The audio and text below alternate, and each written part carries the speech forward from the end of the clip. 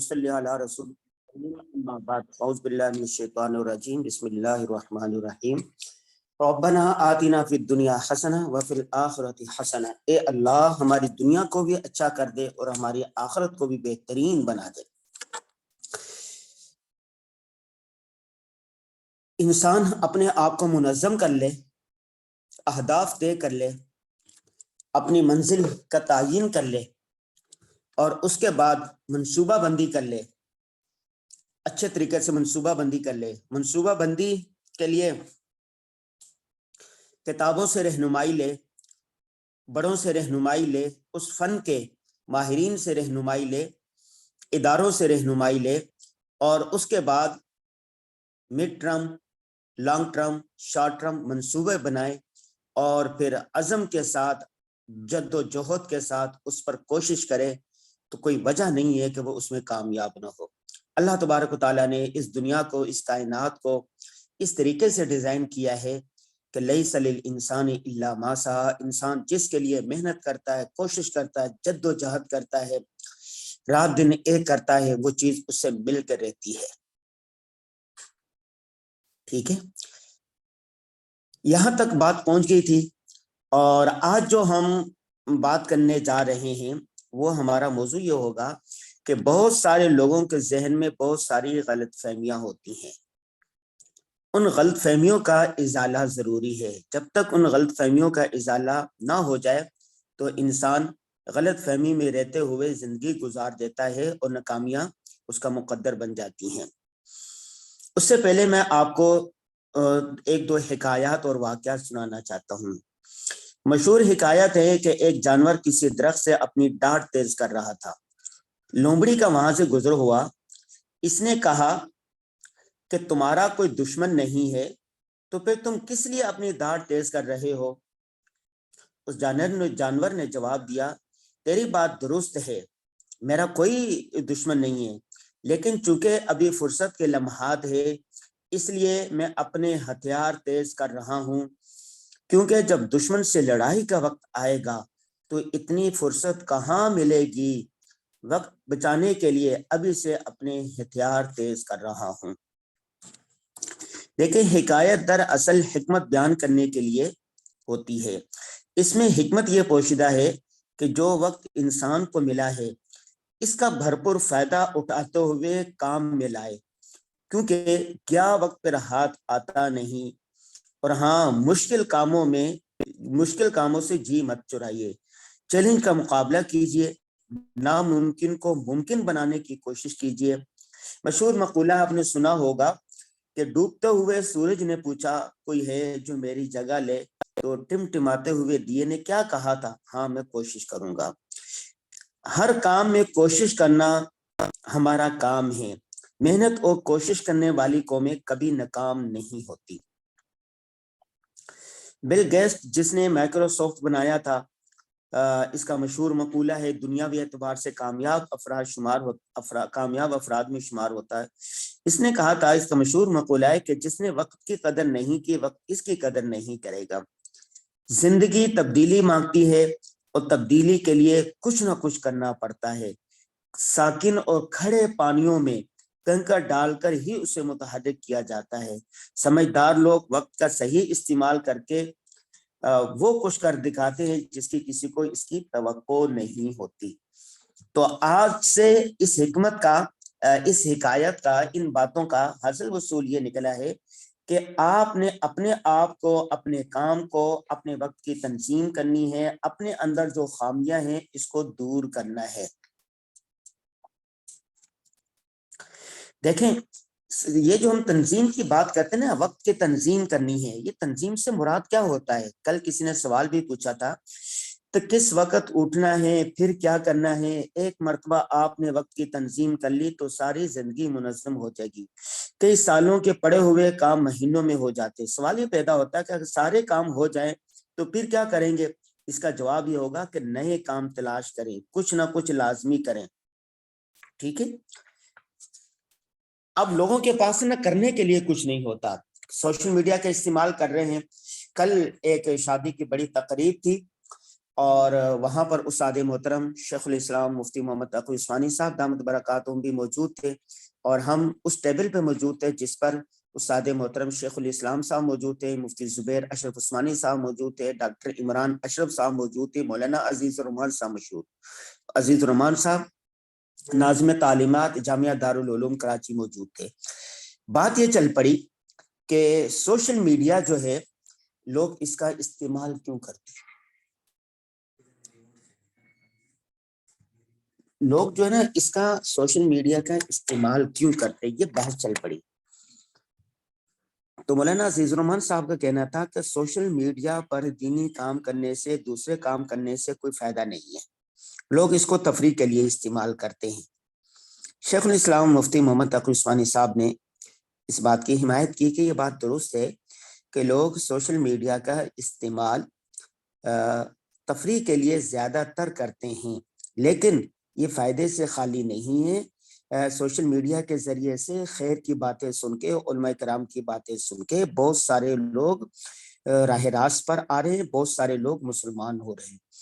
پھر استاد محترم نے اس کی مثال دی کہ تنزانیہ میں تھا، تو میرے ساتھ جو میرا گائیڈ تھا وہ انگریزی جانتا تھا، میرے ساتھ تھا، تو اس سے میں نے پوچھا کہ بھئی آپ کیسے مسلمان ہوئے، تو اس نے بتایا کہ انٹرنیٹ کے ذریعے سے میں نے کسی کا بیان سنا تھا، پھر میں مسلمان ہوا، اور یہ ساری رودات اس نے سنائی۔ اس نے کہا کہ اس کی جو گرل فرینڈ تھی وہ ایک دوسرے شہر میں رہتی تھی، اور میں نے اس سے شادی کا وعدہ کیا ہوا تھا، تو اب مسئلہ یہ تھا کہ میں اس سے کس طرح بتاؤں کہ میں مسلمان ہو گیا ہوں اور میں آپ سے شادی نہیں کر سکتا۔ وہ کہنے لگے کہ بہرحال ایک دن میں نے اس سے فون کیا، اور فون کر کے میں نے کہا کہ میں تو بھائی مسلمان ہو گیا ہوں اور اسلام کی حقانیت کو تسلیم کر چکا ہوں، لہذا میں یہ بات ہے کہ اب شادی ہم کیسے کریں گے۔ اس خاتون نے کہا کہ یہ تو بڑی اچھی بات ہے، آپ نے میرے دل کی بات کہہ دی۔ دراصل بات یہ ہے کہ 9/11 کے بعد جب دین اسلام کے خلاف، مسلمانوں کے خلاف ایک دہشت گردی کے نام پر جنگ شروع ہوئی، تو اس وقت مجھے یہ خیال ہوا کہ دین اسلام کا مطالعہ کرنا چاہیے، تو میں نے دین اسلام کا مطالعہ کیا، قرآن پڑھا، سیرت پڑھی، اور میں متاثر ہو گئی، اور میں تو اندر سے پہلے سے مسلمان ہو چکی ہوں۔ چنانچہ وہ دونوں مسلمان ہو گئے تھے، پھر ان کی شادی ہو گئی۔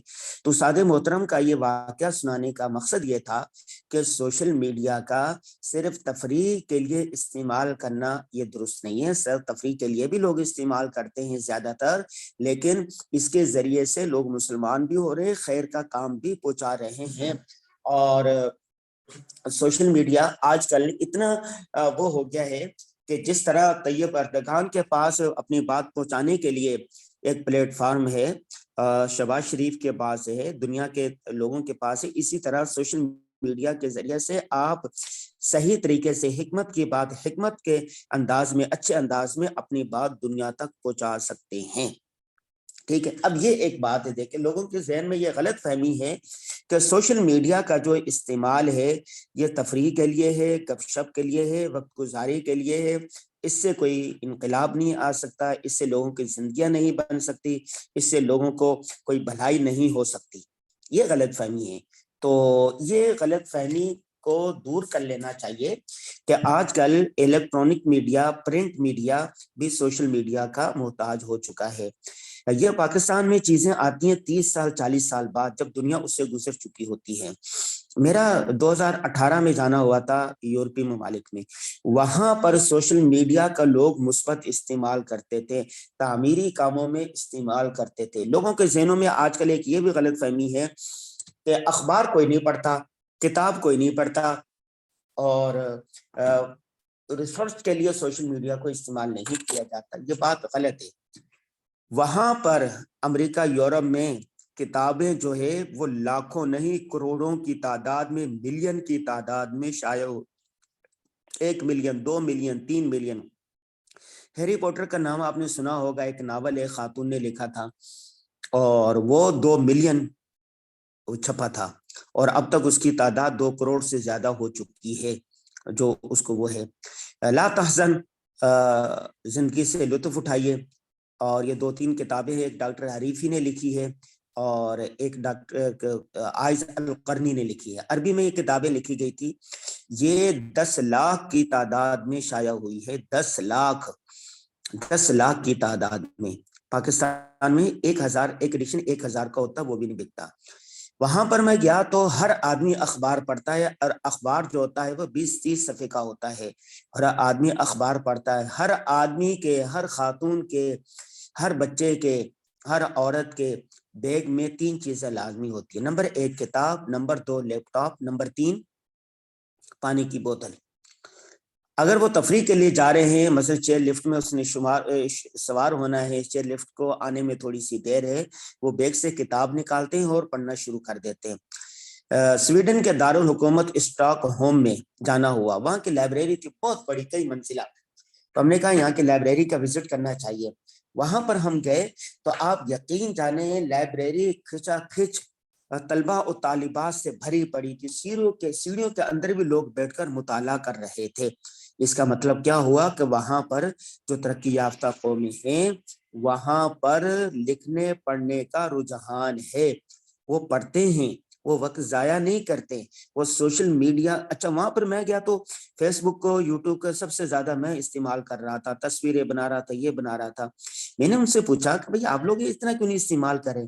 کہہ رہے کہ یہ جو ہمارے ہاں فضول کاموں کے لیے استعمال تھا سوشل میڈیا کا، وہ ختم ہو چکا ہے، تعمیری کاموں میں، مثبت کاموں میں اس کو استعمال کرتے ہیں، بقدر ضرورت اس کو استعمال کرتے ہیں۔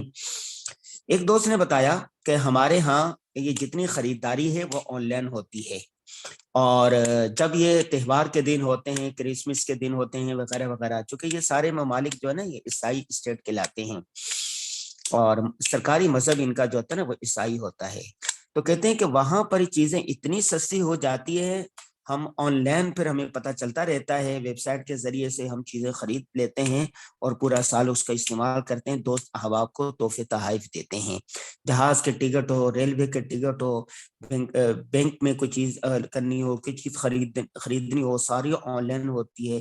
عطاء الحق قاسمی نے، مجھے یاد آ رہا ہے، عطاء الحق قاسمی نے کوئی 80 یا 85 کی دہائی میں امریکہ کا سفر کیا تھا طویل۔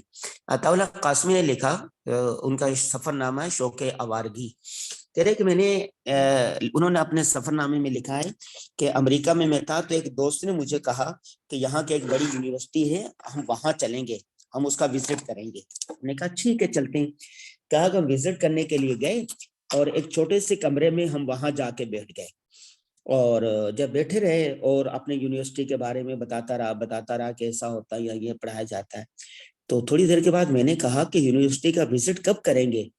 اس نے کہا یہی تو یونیورسٹی ہے، یعنی ایک کمرے کے اندر پوری یونیورسٹی تھی، وہ آن لائن کلاسیں ہوتی تھی اس زمانے میں، 85 میں، 90 میں، اور اس وقت بھی ان چیزوں کا یہ مثبت استعمال تھا۔ بہت سے لوگوں کے ذہن میں یہ جو غلط فہمی ہے کہ سوشل میڈیا جو ہے یہ فضول کاموں کے لیے ہے، فحاشی اور ریانی کے لیے، بے حیائی کے لیے، گپ شپ کے لیے ہے، ایسا نہیں ہے۔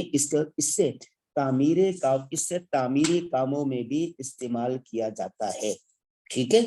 ایک بات تو یہ آپ ذہن سے نکال دیں کہ یہ وقت گزاری کے لیے ہے، تو آپ نے سوشل میڈیا کا استعمال، آپ یوٹیوب چینل بنائیں، آپ فیس بک پیج بنائیں، آپ ٹویٹر پر اکاؤنٹ بنائیں، اور آپ انسٹاگرام استعمال کریں، اپنی یہ جو چیزیں ہوتی ہیں، اشتہار ہوتے ہیں اداروں کے، اور ویڈیوز ہوتی ہیں، اپنے پیغامات ہوتے ہیں، اپنے سفر نامے ہوتے ہیں، یہ سارے کے سارے اس پر شائع کریں، تو آپ کو کسی اخبار کی، کسی چینل کی ضرورت نہیں رہے گی، ٹھیک ہے۔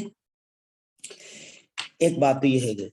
دوسری بات یہ جو غلط فہمی ہے لوگوں کے ذہنوں میں، وہ یہ ہوتی ہے کہ ہم تو یہ کام کر نہیں سکتے، ہم یہ کام کر نہیں سکتے، ہمارے پاس وقت نہیں ہے۔ میں نے جب میں یہ کتاب لکھ رہا تھا، جو کتاب آپ کے سامنے ہے، جس کی میں سے آج غلط فہمیوں کے ازالے کی ہم بات کر رہے ہیں، تو اس وقت میں نے ایک تحقیق پڑھی، وہ تحقیق یہ تھی کہ انسان جو اپنی زندگی میں ویٹ کرتا ہے، انتظار کرتا ہے، وہ کتنے منٹ ہے۔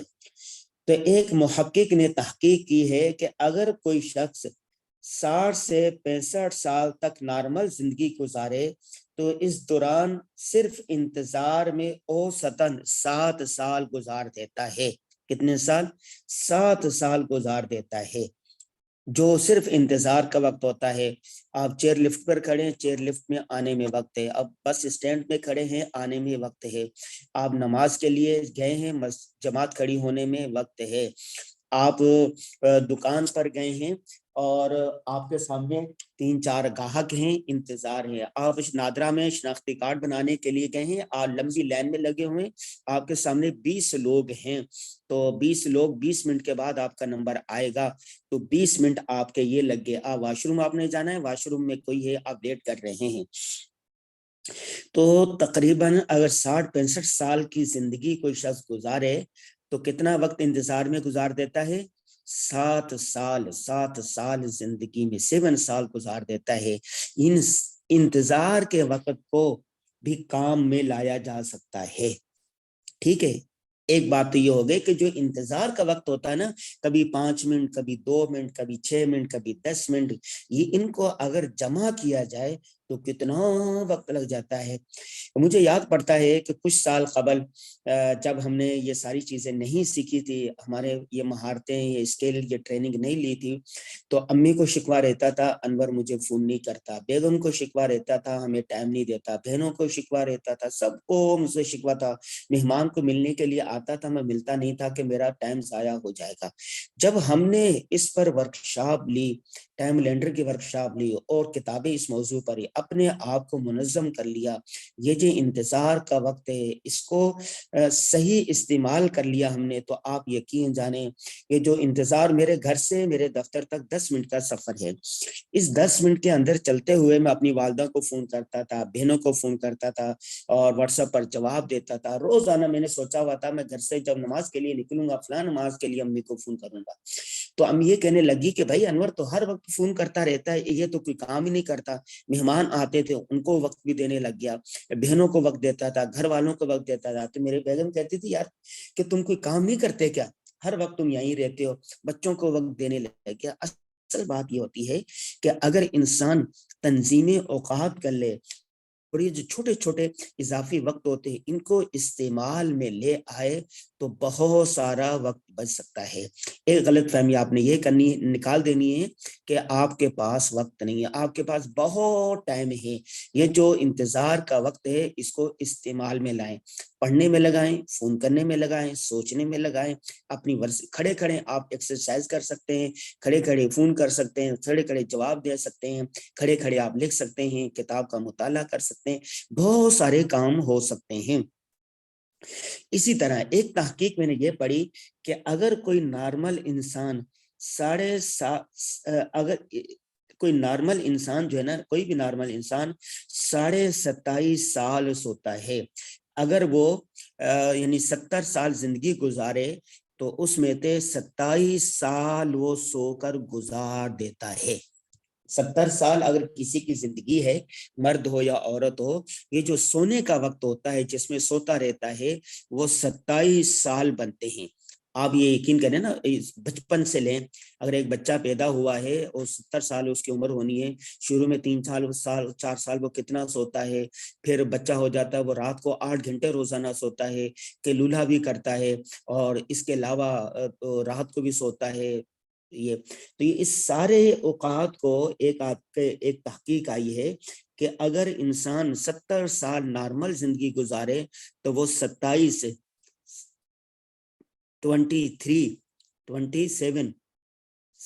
سال سو کر گزار دیتا ہے. تو اگر ہم کہتے ہیں نا کہ ہماری زندگی بڑھ جائے, اگر روزانہ آپ 2 گھنٹے نیند کم کر لیں تو اپنی زندگی بڑھوا سکتے ہیں. اب کسی نے سوچا کہ میں 1 گھنٹہ نیند کر کے لکھا کروں گا, تو روزانہ 1 گھنٹے میں 5 صفحے لکھیں تو 1 سال میں 1500 صفحے لکھ سکتے ہیں. یعنی 1 گھنٹہ نیند کر لیں, 8 گھنٹے سوتے ہیں نا, تو آپ 7 گھنٹے سو لیں, 1 گھنٹہ روزانہ لکھیں, 5 صفحے لکھیں تو 1 سال میں 1500 صفحے لکھ سکتے ہیں. 1500 صفحے لکھ سکتے ہیں. اس پر ایک زبردست قسم کی زندہ مثال ہے. لاہور میں ایک امام صاحب ہیں, ان کا مدرسہ بھی ہے, پریس بھی ہے. انہوں نے بتایا کہ میں امام تھا، 4000 میری تنخواہ تھی، ایک مقتدی نے مجھے کہا کہ والدین کے حقوق پر لکھے ہوئے مجھے چاہیے، آپ مجھے تلاش کر کے دے دے۔ امام صاحب نے حقوق العباد سے متعلق کتابیں جمع کی، ان کے والدین کو حقوق لکھے اور فوٹو ٹریس اس کی کروائی وغیرہ وغیرہ۔ یہ کل واقعہ میں آپ کو سنا چکا ہوں۔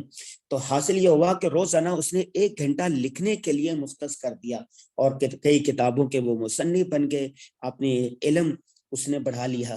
ٹھیک ہے، تو 2 غلط فہمیاں جو تھی وہ آپ نے نکال دی۔ پہلی بات یہ نکال دی کہ آپ کچھ نہیں کر سکتے، آپ بہت کچھ سکتے ہیں۔ دوسری غلط فہمی ہے کہ میرے پاس وقت نہیں ہے، میں لکھتا ہوں، میں پڑھتا ہوں، میں یہ کرتا ہوں، میں کاروباری ہوں، لکھنے کے لیے، پڑھنے کے لیے، ورزش کے لیے، بیوی کو وقت دینے کے لیے، گھر والوں کو وقت دینے کے لیے، والدین کو وقت دینے کے لیے، اور سوچنے کے لیے، اپنی صحت کے لیے، دوست احباب سے ملنے کے لیے وقت نہیں ہے۔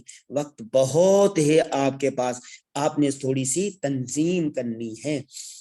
انتظار کے وقت کو آپ نے استعمال میں لانا ہے۔ اسی طرح اپنی جو نیند ہوتی ہے، نیند کو آپ نے کنٹرول کرنا ہے۔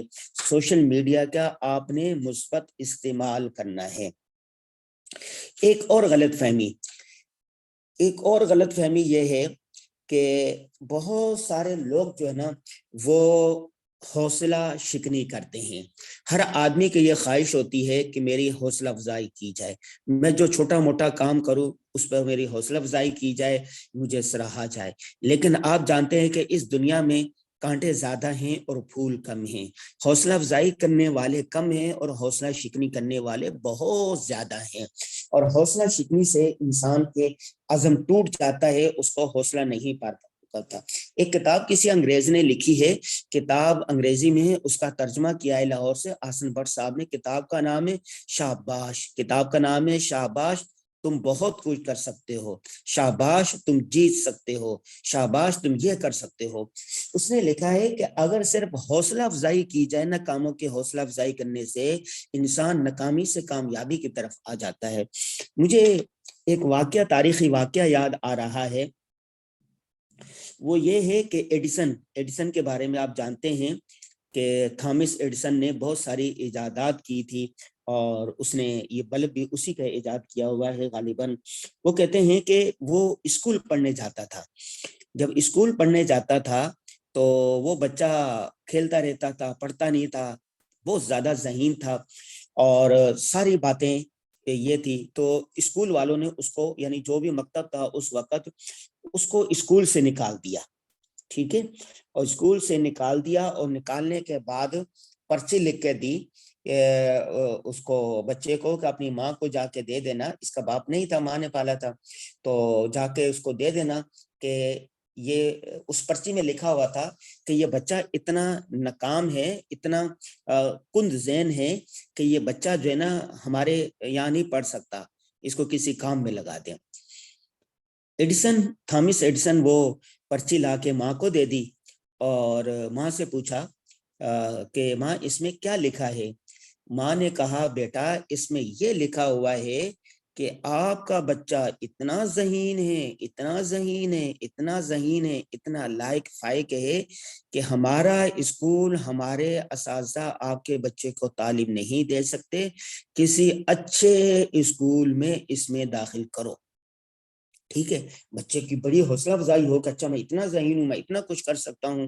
بہرحال اس نے، ماں نے وہ خط رکھ دیا، اور وقت گزرتا رہا، ماں مر گئی۔ ایک دن وہ اپنا ایڈیسن بن چکا تھا، بہت ساری ایجادات کر چکا تھا، ایک دن اپنا جو سامان تھا، اپنا پرانا ماں کا سامان تھا، وہ کھول رہا تھا، اس کو دیکھ رہا تھا، اس سے ایک لفافہ ملا، سر بمہر لفافہ ملا۔ وہ لفافہ اس نے پڑھا تو وہ وہی لفافہ تھا، وہی خط تھا جو اسکول انتظامیہ نے دیا تھا۔ اس میں یہ لکھا یہ ہوا تھا کہ تمہارا بچہ جو ہے یہ بالکل نکما نکھٹو ہے، یہ کسی لائق نہیں ہے، اس کو جاؤ کسی کام پر لگا دو۔ لیکن ماں نے اس کو یہ نہیں بتایا۔ تو اس وقت اس نے لکھا کہ تھامس ایڈیسن ایک ذہنی نکارہ بچہ تھا، لیکن ایک عظیم ماں نے اسے صدی کا سب سے بڑا سائنسداں بنا دیا۔ دیکھا آپ نے کہ ایک چھوٹی سی حوصلہ افزائی، چھوٹی سی خود اعتمادی کا کمال۔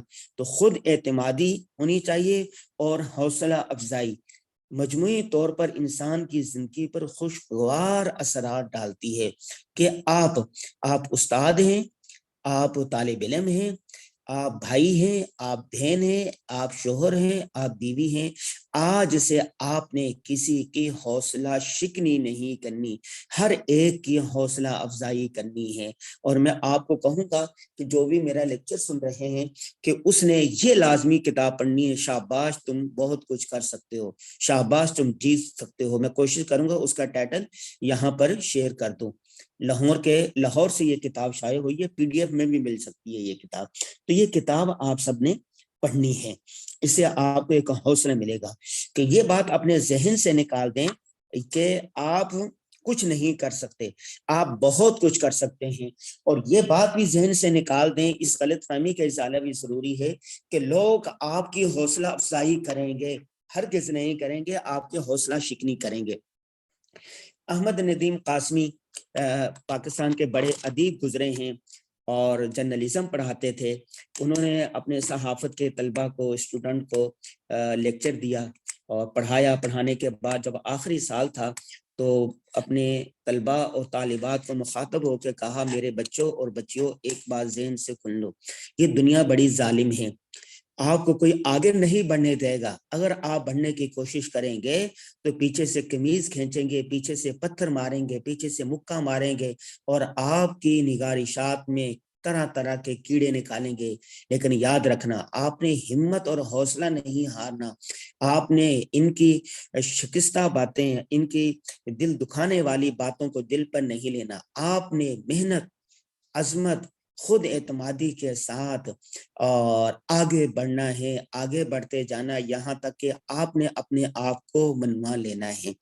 جب انسان محنت کرتا ہے، جستجو کرتا ہے، اچھی منصوبہ بندی سے آگے بڑھتا ہے تو کائنات کا سارا نظام اس کی مدد کے لیے تیار ہو جاتا ہے۔ کائنات کا تکوینی نظام، جیسے پانی ہے نا، پانی کو اگر ایک طرف سے آپ بند کریں گے، پانی اپنا راستہ خود بنا لیتا ہے۔ اگر ایک طرف سے آپ کی حوصلہ شکنی ہو رہی ہے، آپ دوسری طرف چلے جائیں، تیسری طرف چلے جائیں، چوتھی طرف چلے جائیں، تو انشاءاللہ کوئی نہ کوئی وقت آئے گا کہ آپ کامیاب ہو جائیں گے۔ ایک بات یہ ہے کہ بہت سارے لوگ بہت سارے کام کرنا چاہتے ہیں اور ایک ہی وقت میں کرنا چاہتے ہیں۔ این خیال استو محال استو جنو، ایک ہی وقت میں آپ رائٹر نہیں ہو سکتے، ایک ہی وقت میں آپ دانشور، ایک ہی وقت میں آپ کاروبار، ایک ہی وقت میں آپ مبلغ، ایک ہی وقت میں آپ تاجر، ایک ہی وقت میں 20 کام کرنے والے نہیں ہو سکتے۔ آپ کو کاموں کو تقسیم کرنے کا ہنر اور فن آنا چاہیے، ٹھیک ہے؟ اگر آپ کو کاموں کو تقسیم کرنے کا ہنر اور فن آتا ہے تو آپ کا سارے کام کر لیں گے، ورنہ کوئی ایک کام بھی ڈھنگ سے نہیں کر سکیں گے۔ امت، روزنامہ امت کے مدیر سے ایڈیٹر تھے رفیق افغان۔ رفیق افغان کے پاس ایک آدمی آیا، انہیں کمپوزر کی ضرورت تھی، تو اس نے کہا آپ کیا کر سکتے ہو؟ اس نے کہا میں کمپوزنگ کر سکتا ہوں، میں ڈرائیونگ کر سکتا ہوں، میں ڈیزائننگ کر سکتا ہوں، میں یہ بھی کر سکتا ہوں، میں وہ بھی کر سکتا ہوں۔ اس نے 20 کام گنوا دیے۔ تو رفیق افغان نے اس کو نوکری نہیں دی، اس نے کہا کہ تم چلے جاؤ، تم کوئی کام بھی ڈھنگ سے نہیں کر سکتے۔ تو انسان ایک ہی کام صحیح طریقے سے کر سکتا ہے، لیکن دوسرے کاموں میں بھی وہ آگے بڑھ سکتا ہے۔ دیکھیں، جب ہم کہتے ہیں نا کہ ملٹیپل کام کرنے چاہیے، وہ اپنے شعبے سے متعلق ملٹیپل کام کرنے چاہیے۔ مثال کے طور پر کسی کا کوئی تاجر ہے، وہ تجارت کرنا چاہتا ہے، تو اگر وہ گندم کی خریداری کر رہا ہے تو اس کے ساتھ ساتھ وہ دکان بھی بنا لے، اور اس کے ساتھ ساتھ آن لائن بھی خرید و فروخت شروع کر دے، اس کے ساتھ ساتھ اور چیزیں ہوتی ہیں وہ بھی خریدنا شروع کر دے۔ اگر کوئی لکھنا پڑھنا چاہتا ہے تو وہ صحافی ہے تو وہ کیا کرے؟ وہ صحافی کا کام کیا ہوتا ہے؟ خبر دینا، خبر بھی دینے لگ جائے، رپورٹر بھی ہو، کالم بھی لکھے، کتاب بھی لکھے، لیکچر بھی دے، بولے بھی، سفر بھی کرے، کہ اس کی جو فیلڈ ہے نا، اپنی فیلڈ سے متعلق مختلف کام کریں، یہ مراد ہوتی ہے آپ کی، ٹھیک ہے؟ ایک آدمی ہے، ایک دانشور ہے، ایک عالم دین ہے، ایک عالمہ ہے، وہ بیک وقت لیکچر دے سکتی، ہفتے میں ایک دن آپ نے لیکچر دینا ہوتا ہے، ٹھیک ہے؟ آپ لیکچر دیں، ٹھیک ہے؟ اور اسی طرح جمعے والے دن آپ نے بیان کرنا ہے، آپ بیان کریں۔ آپ نے بچوں کو پڑھانا ہے، روزانہ 1 گھنٹہ گھنٹہ آپ پڑھائیں. آپ نے کچھ سیکھنا ہے، کوئی ہنر سیکھنا ہے، روزانہ 1 گھنٹہ سیکھیں. آپ نے دنیا دیکھنی ہے، سفر کرنے ہیں، مہینے میں 2 مہینوں میں ایک سفر کر لیں. آپ نے اپنے دوست احباب سے ملنا ہے، شاگردوں سے ملنا ہے، تو مہینے میں 1 دن ملاقات کے لیے رکھ لیں. آپ نے کوئی زبان سیکھنی ہے، ہفتے میں 2-3 کلاسیں لے لیں. آپ نے اپنی مہارتیں بڑھانی ہے، کمپیوٹر سیکھنا ہے، ہفتے میں 2-3 کلاسیں لے لیں، 1 کلاس لے لیں. تو اس طرح ملٹیپل کام آپ یوں کر سکتے ہیں. لیکن آپ کہیں کہ میں عالم دین بھی ہوں، میں مدرس بھی ہوں، میں لیکچرار بھی بنوں اور ساتھ ساتھ جہاز اڑانے والا پائلٹ بھی بن جاؤں، تو پائلٹ ساتھ نہیں بن سکتے. پائلٹ ہونا یہ الگ شعبہ، سائنس کا الگ شعبہ ہے. ٹھیک ہے، آپ بلڈر بھی ہوں اور یہ کام کریں، نہیں. یہ بلڈر جو ہوتا ہے اور یہ ٹھیکیداری جو ہے، یہ الگ شعبہ، الگ فن ہے. اپنے شعبے سے متعلق، اپنی فیلڈ سے متعلق اس میں مختلف کام کریں. ٹھیک ہے، کل کسی کا یہ سوال آیا ہوا تھا تو اس لیے میں نے اس غلط فہمی کا ازالہ بھی کر دیا. اپنے کاموں کو کیسے تقسیم کرنا ہے؟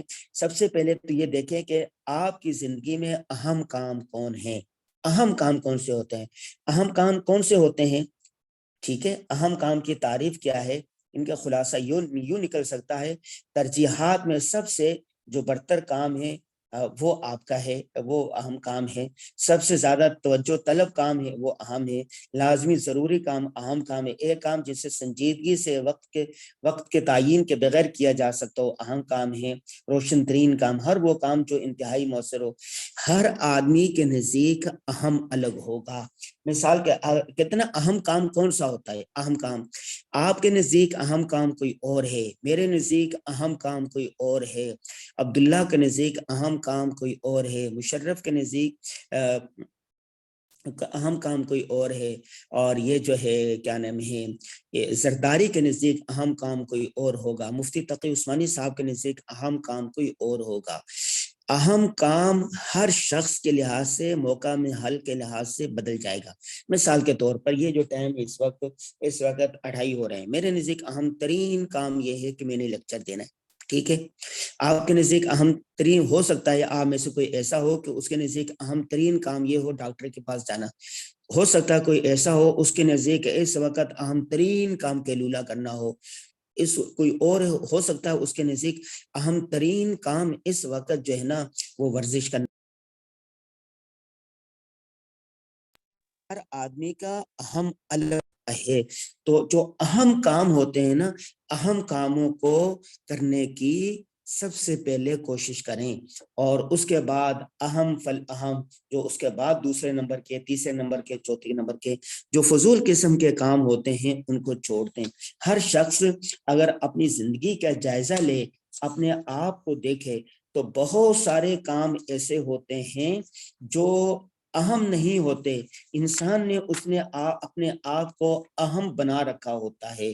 تو اس اہم جو غیر اہم کام ہے اپنی زندگی میں، اس کو آپ نے نکال کر باہر کر دینا ہے. ٹھیک ہے. اچھا، ایک بات اور کرنا ہے کہ ڈائری لکھنا ہوتا نا، ڈائری لکھنا یہ ایک نظریہ ہے. بہت سارے جب میں نے گزشتہ دنوں یہ لیکچر دیا تو کسی نے کہا کہ کیا نبی کریم صلی اللہ علیہ وسلم کے زمانے میں لوگ نوٹ بک لکھتے تھے، ڈائری لکھتے تھے؟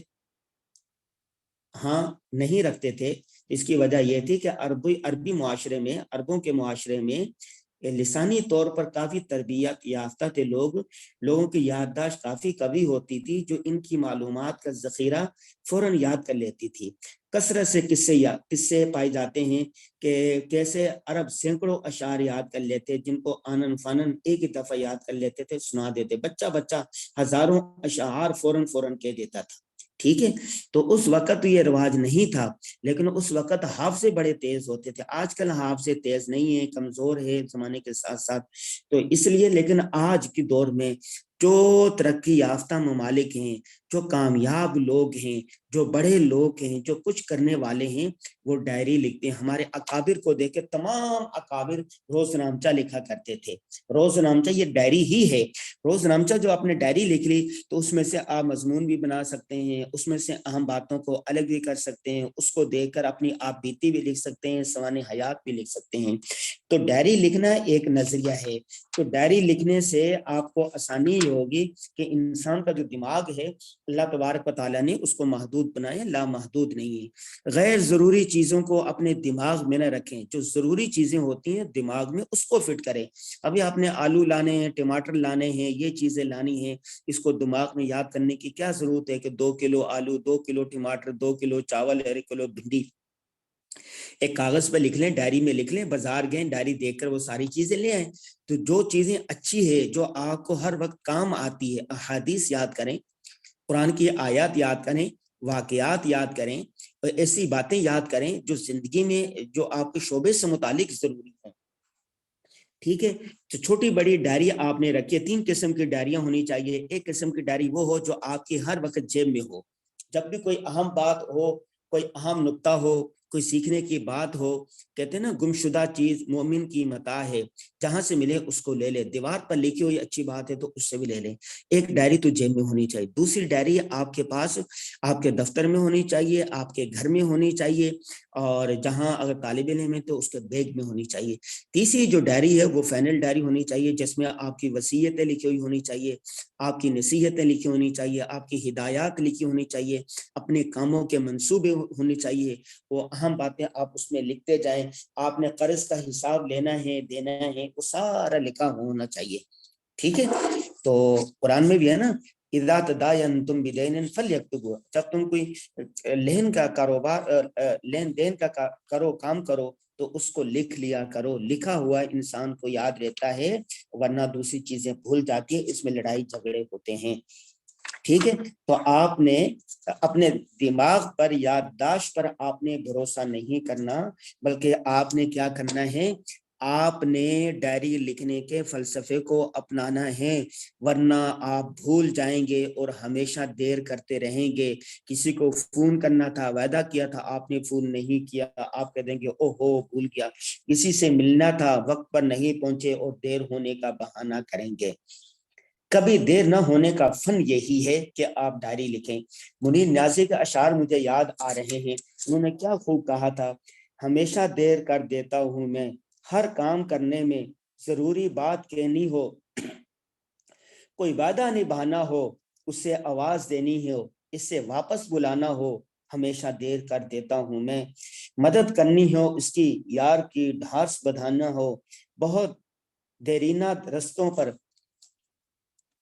کسی سے ملنے جانا ہو، بدلتے موسموں کی سیر میں دل کو لگانا ہو، کسی کو یاد رکھنا ہو، کسی کو بھول جانا ہو، ہمیشہ دیر کر دیتا ہوں میں. کسی کو موت سے پہلے کسی غم سے بچانا ہو، حقیقت اور تھی کچھ اس سے جا کے بتانا ہو، ہمیشہ دیر کر دیتا ہوں میں. یہ دیر کر دینا، دیر کرنا، ہمیشہ تاخیر سے آنا اور ہمیشہ معذرت خواہانہ رویہ اپنانا، یہ اس لیے ہوتا ہے کہ آپ کو کیا نہیں ہوتی، آپ نے وہ باتیں لکھی ہوئی نہیں ہوتی. سمجھائی بات.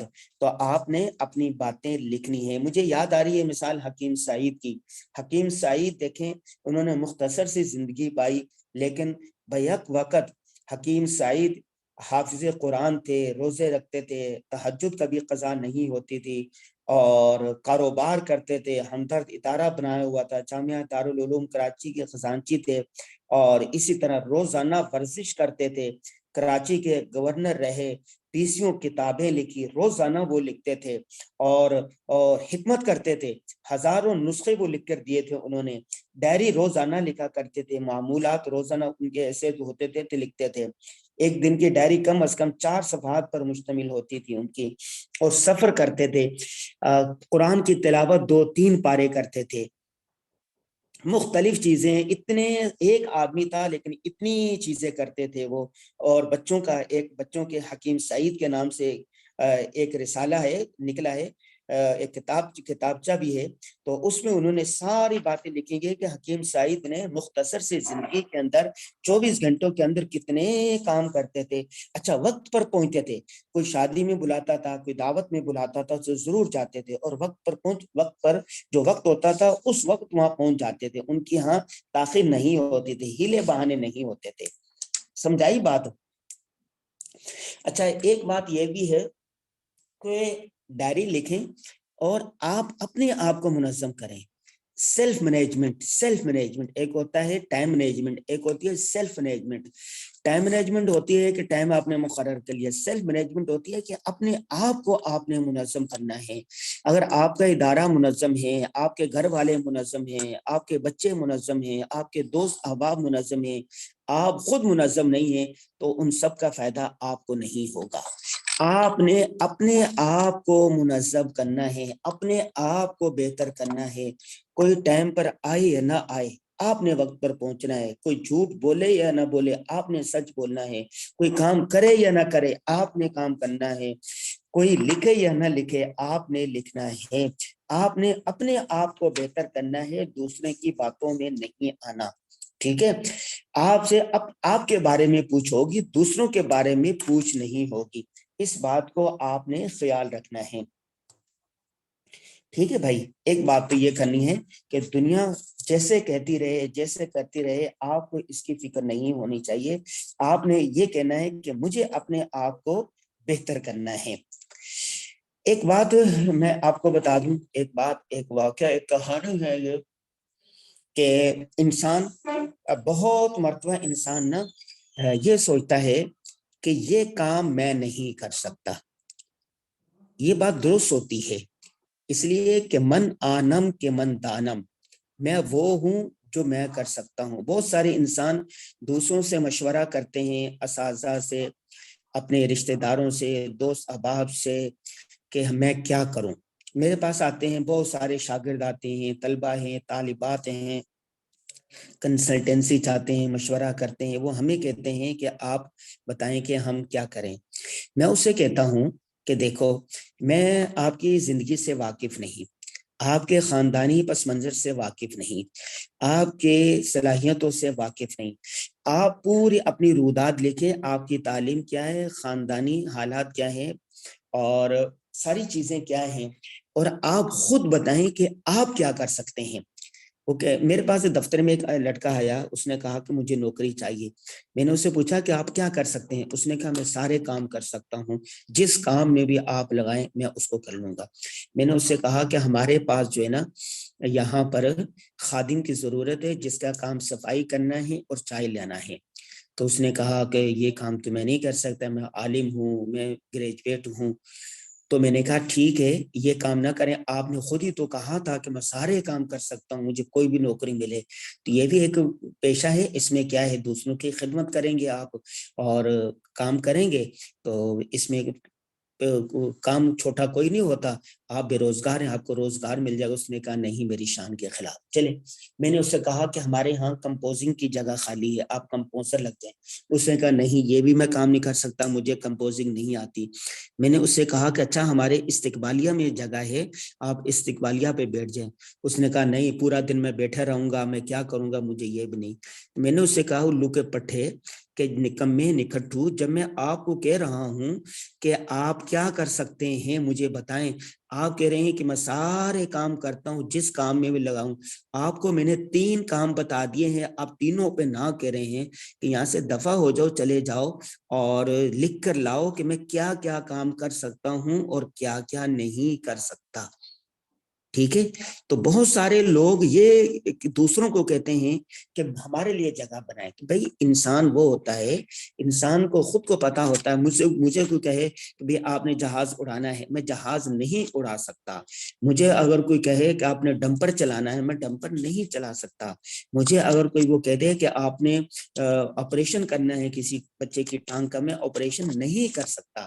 مجھے اگر کوئی یہ کہے کہ آپ نے ریل گاڑی چلانی ہے، تو میں ریل گاڑی نہیں چلا سکتا۔ مجھے اگر کہے کہ آپ نے امریکہ کا صدر بننا ہے، تو میں امریکہ کا صدر نہیں بن سکتا۔ ٹھیک ہے. لیکن ہاں اگر مجھے کوئی کہے کہ کتاب لکھنی ہے تو میں کتاب لکھ سکتا ہوں، اور مجھے کہے کہ 1 گھنٹہ اپنی تقریر کرنی ہے میں کر سکتا ہوں. مجھے اگر کہے کہ فلاں موضوع پر بچوں کی تربیت کے موضوع پر بچوں کی تربیت کرنی ہے، کیئرنگ کاؤنسلنگ کرنی ہے فلاں کی، تو وہ میں کر سکتا ہوں. مجھے اگر کہیں کہ فلاں ملک کی سیاحت کرنی ہے میں کر سکتا ہوں. کہ مجھے پتا ہے میں کیا کام کر سکتا ہوں اور کیا کام نہیں کر سکتا. بہت سارے لوگوں کے ذہن میں یہ خناس سوار ہوتا ہے، یہ غلط فہمی ہوتی ہے، یہ پونی ہوتی ہے کہ میں سارے کام کر سکتا ہوں، میں ہر فن مولا ہوں. تو ان کو یہ غلط فہمی دور کر لینی چاہیے. وہ سارے کام نہیں کر سکتے. جو کام وہ کر سکتا ہے اور اس کے دماغ کے مطابق ہو وہ کام اس کو کرنا چاہیے، دوسرے کاموں کو اس سے چھوڑ دینا چاہیے. ٹھیک ہے. وہ کہتے ہیں نا کہ جس کا کام اسی کو ساجے، اگر دوسرا کرے تو باجا باجے. تو اگر کوئی خود کام کرے گا تو ٹھیک ہے، اگر کوئی دوسرا کام کرے گا اس کی جگہ پر تو وہ کام صحیح طریقے سے نہیں کرے گا، خود بھی ڈوبے گا اور صنم تمہیں بھی لے ڈوبے گا. اس لیے انسان کو وہ کام کرنا چاہیے جس کے لیے اللہ تبارک و تعالیٰ نے اس سے پیدا کیا ہے. ٹھیک ہے. آج کی جو نشست یہ تھی، چند غلط فہمیاں تھی لوگوں کے ذہن میں، طلبہ و طالبات کے ذہنوں میں یہ بہت ساری غلط فہمیاں تھی، یہ دور ہو چکی. یہ میں نے بتانا تھا آج کے لیکچر میں. ٹھیک ہے. اچھا، بہت سارے سوالات آتے ہیں یہاں پر. مجھے کل کسی نے پرسنل میں بھیجے اور چیٹ پر بھی کئی سوال آئے ہوئے تھے. اس میں یہ آیا ہوا تھا کہ ہماری زندگی اتنی زیادہ ہو گئی ہے. ابھی اس نے کہا کہ میری زندگی 40 سال ہو گئی ہے، تو ابھی 40 سال میں میری زندگی کا کوئی رخ متعین نہیں ہے کہ اب میں کیا کروں، اور اب تک میں نے زندگی ایسی ضائع کر دی ہے، تو میں اب کیا اسی طرح باقی ماندہ زندگی گزار لوں یا اب بھی اپنا کوئی ویژن بنا سکتا ہوں، کوئی سوچ بنا سکتا ہوں، کوئی اہداف متعین کر سکتا ہوں. دیکھیں بھائی، انسان کے بننے اور سنورنے کے لیے کوئی وقت متعین نہیں ہے. کسی بھی وقت انسان بدل سکتا ہے، کسی بھی وقت بڑا کارنامہ سر انجام دے سکتا ہے. موت سے پہلے انسان کے پاس وقت ہی ہوتا ہے. 40 سالہ زندگی کوئی زیادہ زندگی نہیں ہے. قرآن پاک میں تو 40 سال کو فتح کہا گیا، فتح کہا گیا، فتح 40 سال کی عمر کو کہا گیا ہے. یعنی 40 سال میں تو عین جوان ہوتا ہے آدمی، بوڑھا کہاں سے ہو جاتا ہے. باقی ممالک میں اوسط زندگی جو ہے 80-90 سال ہو گئی. ہمارے یہاں بھی 70 سال تو ہے نا. اگر کوئی اپنے آپ کو بوڑھا شمار کرے تو وہ 20 سال کا بھی کر سکتا ہے. تو 40 سال کوئی زیادہ زندگی نہیں ہے. تو میں نے اس سے بتایا کہ کوئی بڑی زندگی نہیں ہے. آپ سوچیں، یہاں پر ایک رات کی تنہائی میں سوچیں اور غور کریں کہ آپ نے باقی جو آپ کی زندگی یہاں زندگی جو گزری اب تک 40 سالہ زندگی گزری ہے، آپ نے تعلیم کیا حاصل کی، کیا پڑھا، اور پھر کتنا وقت آپ نے ضائع کیا، آپ کیا کر سکتے تھے جو آپ نے نہیں کیا، اور آگے مزید میں کیا کر سکتا ہوں. اور وہ منصوبے بنائے، 20 کام لکھ کر دیں کہ میں یہ کام کر سکتا ہوں اور یہ میں نے نہیں کیے اور یہ میں کر سکتا تھا، اور اس کے لیے جو میں نے راستہ اپنایا، جو حکمتیں عملیاں اپنائی، یہ غلط حکمتیں عملیاں تھی. اور پھر صحیح حکمتیں عملی بنائیں، منصوبہ بندی کریں، اور پھر صفر سے کام کا اسٹارٹ لیں، صفر سے شروع کریں. تو اللہ تبارک و تعالیٰ آپ کو انشاءاللہ کامیابی دے گا. کامیابی کی دہلیز پر آپ چڑھ جائیں گے. ٹھیک ہے. تو اس کا جواب یہی ہو گیا کہ کسی بھی وقت آپ بدل سکتے ہیں. علم دین سیکھنے سکھانے کے ساتھ ساتھ فیلڈ، ہاں یہ بہت اچھا سوال کیا ہے، بہت اچھا سوال کیا ہے کہ علم دین کے ساتھ ساتھ مختلف فیلڈ میں کام کرنا چاہیے. نہیں، بالکل کرنا چاہیے. دیکھیں، اگر ہم سیرت کا مطالعہ کریں، خیر القرون کا مطالعہ کریں، صحابہ کرام کا مطالعہ، وہ صحابہ کرام کی زندگی کا مطالعہ کریں، ہمارے اکابر کی زندگی کا مطالعہ کریں، مولانا جتنے ہمارے بڑے گزرے ہیں ان کی زندگی کا مطالعہ کریں، تو معلوم ہوتا ہے رسول اللہ صلی اللہ علیہ وسلم نے دیکھے تجارت بھی کی ہے، شادیاں بھی کی ہے، بچے بھی تھے، یہ کام بھی کیا ہے، سیر و تفریح بھی کہتے تھے. اور اسی طرح رسول اللہ صلی اللہ علیہ وسلم نے کتنے دین اسلام کا کام بھی کیا. صحابہ کرام کو دیکھیں، انہوں نے 10 مبشرہ میں سے 7 وہ تھے، تاجر تھے. رسول اللہ صلی اللہ علیہ وسلم کے جو خلفۂ راشدین ہیں چار، ان میں سے 3 تاجر تھے۔ صحابہ کرام کی اکثریت تاجر تھی، وہ تجارت بھی کرتے تھے، رات کو نمازیں تہجد بھی پڑھتے تھے اور دین اسلام کا کام بھی کرتے تھے، سارے کام کرتے تھے۔ تو دین اسلام کا کام، سیکھنے سکھانے کا کام، اس کے ساتھ اپنے روزگار کا کام بھی کرتے تھے۔ آپ دیکھ لیں، یہ ایک بڑا اچھا سوال ہے کہ ہمیں کیسے پتا چلے گا کہ ہم اس فن میں ماہر ہیں، اس فن میں ماہر ہیں۔ یہ ایک ایسا سوال ہے جس کے لیے بڑی محنت کی ضرورت ہوتی ہے۔ ہماری کتاب ہے صحافت ایسے سیکھیں، صحافت ایسے سیکھے کا 3 چیپٹر ہے، اس میں ہم نے یہ بات پوری تفصیل کے ساتھ بیان کی ہے کہ ہمیں کیسا پتا چلے گا کہ میں اس فن میں ماہر ہوں، یہ کام میں کر سکتا ہوں۔ اس کا جو خلاصہ ہے میں وہ آپ کے ساتھ رکھتا ہوں۔ اللہ تبارک و تعالیٰ نے مختلف ذہنوں کو مختلف کاموں کے لیے بنایا ہوتا ہے۔ جو کام انسان کرتے ہوئے تھکے نہیں تو اللہ تعالیٰ نے اس کام کے لیے اس کو بنایا ہو۔ مثال کے طور پر آپ نے دیکھا ہوگا بہت سارے MBBS ڈاکٹر تھے، لیکن کیا ہوئے، والدین کے کہنے پر وہ پڑھ لیا انہوں نے، بعد میں صحافی بن گئے۔ ڈاکٹر شاہد مسعود کو دیکھو، MBBS ڈاکٹر تھا، وہ بن گئے۔ کتنے MBBS ڈاکٹر تھے، بعد میں سیاستداں بن گئے۔ کیسے بہت سارے ایسے تھے، انہوں نے انجینئرنگ کی اور بعد میں وہ کرکٹر بن گئے۔ کتنے لوگ ایسے تھے جو کلرک تھے، ملک ریاض کو دیکھ لو، وہ کلرک تھا، لیکن اللہ تبارک و تعالیٰ نے اس کا ذہن بنایا تھا، اصطلاح کاروباری ذہن بنایا تھا، اس فن میں آئے تو انہوں نے کمال کر دیا۔ بہت پہلے یہاں ہمارے ادارے میں ایک انعام الرحمن صاحب آئے تھے۔ انعام الرحمن صاحب اٹامک انرجی کا ایک ادارہ ہے راولپنڈی میں، اس کا نام ہے پیاس، اس کے سربراہ تھے۔ انہوں نے کہا کہ وہاں پر جو ہمارے پاس افسر ہوتے تھے، فوج کے افسر ہوتے تھے، اور اس پر لاکھوں روپے خرچ ہوتے ہیں، ظاہر بات ہے۔ ایک افسر تھا، جس کام میں اس کو بھیجتے تھے نا، وہ کارکردگی اس کے نہیں آتی تھی، نکما نکما نکما۔ وہ کہتے ہیں نا کہ وہ کل علی مولا اینما یوجہ لا یاتی بخیر، وہ بوجھ ہوتا ہے اپنے مولا پر، جہاں سے بھیجے وہ خیر لے کے نہیں آتا۔ تو اس کو جہاں بھیجتے تھے کوئی کارکردگی نہیں دکھاتا تھا، تو سارے لوگ کہہ رہے پریشان تھے، میں بھی پریشان تھا کہ اس کا کیا کیا جائے، اتنے اخراجات اس پر آ رہے ہیں لیکن کارکردگی نہیں آ رہی۔ اس نے کہا کہ میں ایک دن فجر کی نماز پڑھ کے دفتر میں آیا تو میرے پیچھے پیچھے وہ بھی دفتر میں آ گیا، اور اس نے آ کے کہا کہ سر جی مجھے نا، یہ ادارہ بہت بڑا تھا اور اس وقت تازہ ادارہ بنا تھا، وہاں پر ریت ہی ریت ہوتی تھی اور صحرا اور ساری اس طرح مٹی گرد و غبار ہوتی تھی۔ تو اس نے کہا کہ مجھے نا یہاں کے جو باغبانی ہے نا، باغبانی کا شعبہ مجھے دے دیں، میرا یہ شوق ہے۔ کہا کہ میں نے اسی ٹائم اس کے لیے لیٹر جاری کیا کہ آج سے تم باغبانی کے سربراہ ہو۔ کہا کہ اس نے چند ہی دنوں کے اندر جہاں پر مٹی گرد و غبار تھا، گل و گلزار بنا دیا، پودے لگا دیے، اس کے راستے بنا دیے، اتنا خوبصورت کر دیا، اور ہر بدلتے دن کے ساتھ ساتھ اس کو بہتر سے بہتر کا چلتے گیا۔ 6 مہینے بعد لگتا ہی نہیں تھا کہ جو صحرا تھا، جو چٹیل میدان تھے، وہ خوبصورت باغیچہ اور گلستان بنا ہوا تھا۔ کہا کہ کیوں؟ اس لیے کہ اس کا دماغ چلتا تھا باغبانی میں، جب اس کو یہ چیز مل گئی تو اس نے کمال کر دیا۔ ایک بیوروکریٹ گزرے ہیں پاکستان میں، کامران لاشاری جس جگہ جاتا تھا نا، وہاں کے باغات، وہاں کے پارکنگ، شہر کا نقشہ بدل دیتا تھا۔ وہ سندھ کا تھرپار کر کا علاقہ ہے، مٹھی، یہاں پر گیا تو اس کو اتنا خوبصورت بنا دیا۔ لاہور میں آیا تو لاہور کو خوبصورت بنا دیا، اسلام آباد میں رہا تو اسلام آباد کو خوبصورت بنا دیا۔ تو بعض لوگوں کو اللہ تبارک تعالیٰ نے ایک خاص مقصد کے لیے ذہن دیا ہوتا ہے، وہ کام کرتے ہوئے تھکتا نہیں ہے۔ مثال کے طور پر میں لکھتے ہوئے تھکتا نہیں، جس طرح مجھے لکھوا لے لکھتا رہتا ہوں، میں بولتے ہوئے تھکتا نہیں، ٹھیک ہے۔ اور اسی طرح میں سمجھتا ہوں کہ اللہ تبارک تعالیٰ نے مجھے بولنے کے لیے، مجھے لکھنے کے لیے پیدا کیا، میں سفر کرتے ہوئے نہیں تھکتا، ٹھیک ہے۔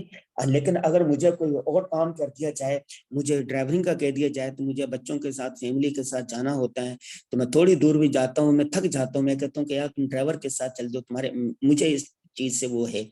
تو جو چیز انسان کرتے ہوئے تھکے نہیں، تو یہ سمجھ لے کہ وہ اس کام کے لیے پیدا ہوا ہے جس میں انسان کا دل لگتا ہو، جس میں انسان وہ کام کر کے اسے خوشی اور راحت ملتی ہو۔ اسی طرح ہم نے بہت سارے اور اصول بھی بیان کیے ہیں۔ ہماری کتاب صحافت ایسے سیکھیں، صحافت ایسے سیکھیں کہ تیسرے چیپٹر کے اندر 8 باتیں تقریباً بیان کی گئی ہے کہ انسان کو یہ پتہ چلے گا کہ میں کس چیز کا ماہر بن سکتا ہوں، مجھ میں کون سی صلاحیت ہے، میں کیسے عام کے کام کو، اپنی صلاحیتوں کو بہتر کر سکتا ہوں۔ ٹھیک ہے بھائی، سوال اور بھی آئے ہوئے ہیں، وہ سوال انشاءاللہ جواب ہوگی ہم اس میں بتا دیں گے۔ آج کی جو نشست تھی وہ اختتام پذیر ہوتی ہے۔ جو کچھ آپ پڑھ رہے ہیں ڈائری میں نوٹ کریں۔ پہلے دن میں نے کہا تھا کاغذ قلم سب کے پاس ہونا چاہیے، اور صرف باتیں سننے کے لیے نہیں ہوتی۔ کسی نے پوچھا تھا نا اللہ نے کہا 2 کان کیوں دے، اس نے کہا ایک سننے کے لیے، دوسرے نکالنے کے لیے۔ تو باتوں کو سن کر آپ نے نکالنا نہیں ہے، آپ نے عمل کرنا ہے عمل ضروری تکمیل تمنا کے لیے، ورنہ رنگین خیالات سے کیا ہوتا ہے۔ خواب، سوچ، منصوبہ، ساری باتیں آپ شیخ چلی کا خواب آپ نے نہیں دیکھنا، آپ نے عمل کرنا ہے۔ ٹھیک ہے، ان اللہ لا یغیر ما بقوم حتی یغیروا ما بانفسہم، اللہ تبارک و تعالیٰ کسی کی حالت اس وقت تک نہیں بدلتے جب تک کہ وہ خود بدلنے کی نیت نہ کر لے۔ تو آپ نے آج سے، ابھی سے اپنے آپ کو بدلنا ہے۔ زندگی مختصر ہے، اپنی زندگی میں جتنا کچھ کر سکتے ہیں لوگوں کی فلاح کے لیے، بہبود کے لیے، ترقی کے لیے، بہتری کے لیے، وہ کر گزریں۔ آپ نے پی ڈی ایف کا پوچھا، یہ جو کتاب ہے ہماری کامیابی، اس کی پی ڈی ایف موجود ہے۔ میں ایڈمن حضرات سے کہتا ہوں کہ جو تمام طلباء کو، طالبات کو یہ جو کتاب ہے جس کی سلائیڈ آپ دیکھ رہے ہیں، یہ سب کو پی ڈی ایف دے دی جائے۔ جو ہماری کتاب ہے صحافت ایسے سیکھیں، اس کی پی ڈی ایف بھی موجود ہوگی، میں دیکھ لیتا ہوں، ورنہ انٹرنیٹ سے مل جائے گی۔ ٹھیک ہے بھائی، اللہ تعالیٰ آپ سب کو کامیابیاں اور ترقیاں عطا فرمائے۔ السلام علیکم ورحمۃ اللہ وبرکاتہ۔